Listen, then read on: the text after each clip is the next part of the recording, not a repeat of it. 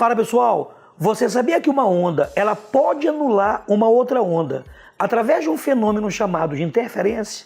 Então curta, compartilhe, se inscreva no nosso canal que depois da vinheta você saberá. Fala pessoal, a gente vai continuar a nossa revisão de fenômenos ondulatórios. Nos vídeos anteriores nós falamos na reflexão, na refração e na polarização. O quarto fenômeno é a chamada interferência.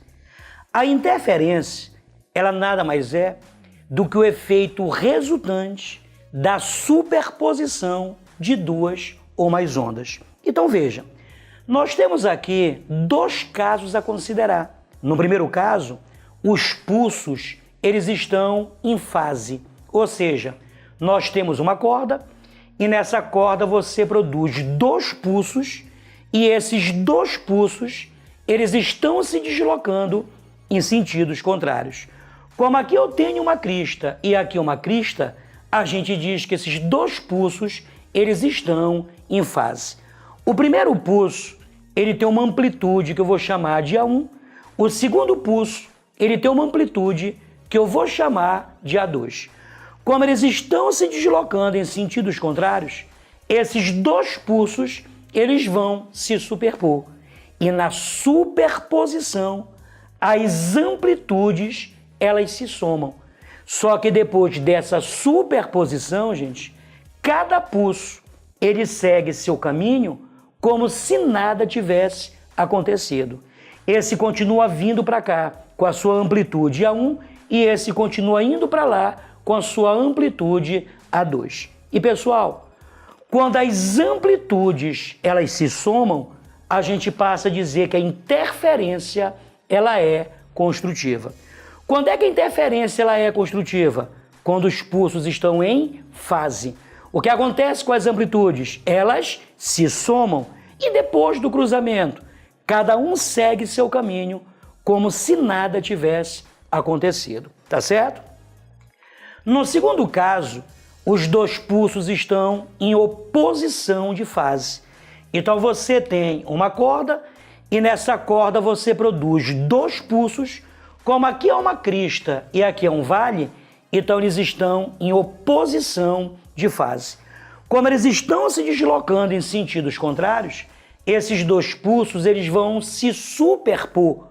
E veja, a amplitude resultante ela vai ser dada pela diferença. Veja, gente, o pulso resultante ele ficou para cima porque a maior amplitude ela está para cima. Se a maior amplitude tivesse para baixo, o pulso resultante estaria para baixo. E depois desse cruzamento, cada um segue seu caminho como se nada tivesse acontecido. Quando as amplitudes se somam, a interferência ela é construtiva. Logo, quando as amplitudes se subtraem, a interferência ela será destrutiva. Beleza? Interferência destrutiva. Os pulsos estão em oposição de fase, as amplitudes se subtraem e, claro, depois do cruzamento, cada um seguindo a sua vida, como se nada tivesse acontecido. Tá certo? Bora dar aqui uma interpretação matemática para esse fenômeno. Veja bem, nós temos aqui duas fontes e essas fontes elas são chamadas de fontes coerentes. O que é que são fontes coerentes? Fontes coerentes são fontes que emitem ondas exatamente iguais e em fase. Ou seja, perceba que dessa fonte está saindo uma crista, ó. Dessa fonte também está saindo uma crista. Então essas duas fontes elas são coerentes, porque elas emitem ondas exatamente iguais e em concordância de fase, né? Aqui sai uma crista, aqui também sai uma crista, tá certo?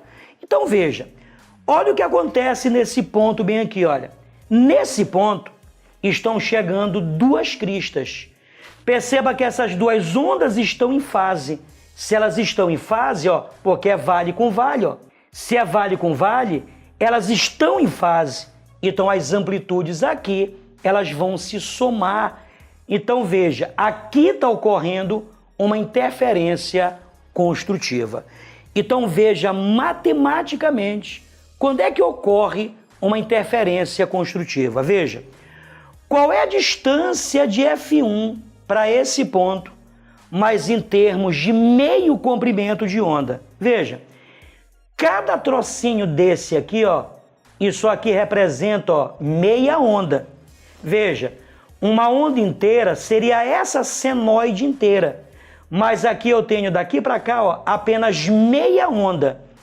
Então, quantas meia onda eu tenho daqui para cá? Ó? Bora contar. 1, 2, 3, 4, 5, 6, 7, 8, 9, 10. Então eu tenho 10 meia onda. Bora contar agora a onda amarela. Daqui para cá, ó. 1 meia onda, 2 meia onda, 3, 4, 5, 6, 7, 8 meia onda.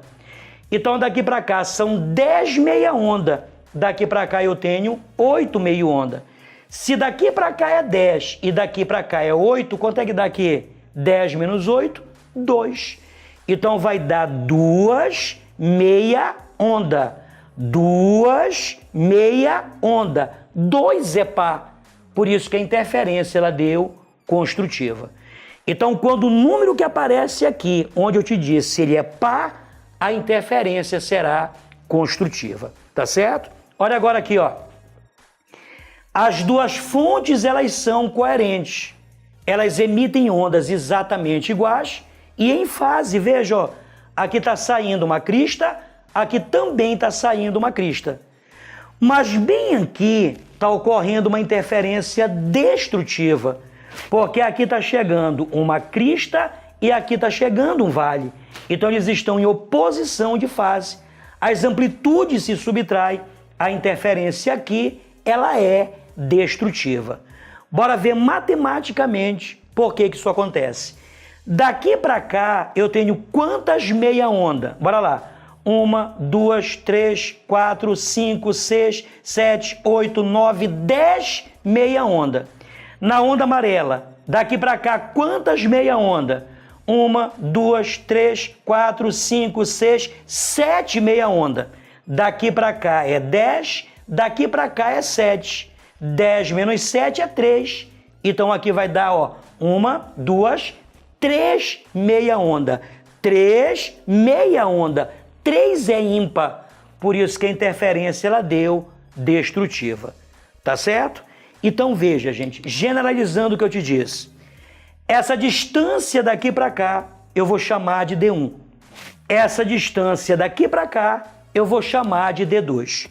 Tu vais fazer essa distância menos essa distância, ó, menos essa. Isso vai ser N lambda sobre 2. Pelo exemplo que eu dei anteriormente, qual é a conclusão que você tira? Que se esse número aqui da frente, ele é par, a interferência será sempre construtiva. Mas se esse N, ele for ímpar, a interferência será destrutiva. Tá certo? Então faz a diferença de caminhos, essa distância menos essa, N lambda sobre 2. Se N é par, interferência construtiva. Se N é ímpar, a interferência será destrutiva. Mas essa regra só vale se as fontes forem coerentes. Por exemplo, imagina que eu tenho aqui uma bacia com água e que meus 2 dedos aqui são vibradores batendo na água. Fontes coerentes, elas estão batendo na água assim, ó. Elas estão batendo na água assim, ó. Certo? N par, construtivo. N ímpar, destrutivo. Mas se os vibradores estiverem batendo na água assim, ó, não são fontes coerentes. Aí o que é que vai acontecer? A regra vai ser a mesma, só que a propriedade vai inverter. Quando o N for par, a interferência será destrutiva. E quando o N for ímpar, a interferência será construtiva. Tá certo? Até a próxima videoaula. Fala pessoal, dúvidas, comentários, sugestões? Deixa aqui embaixo que eu irei responder.